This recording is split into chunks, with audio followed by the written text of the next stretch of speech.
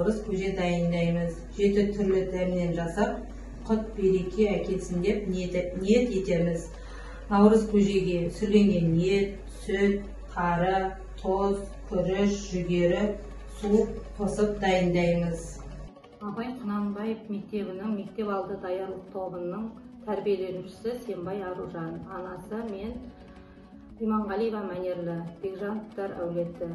Бүгін қызымыз екеуміз қазақтың ұлттық тағамы наурыз көже дайындадық. Наурыз көженің құрамына 7 түрлі тағам қосылады. Оған сүрленген ет, күріш, тары, тоз, су, айран қосылады.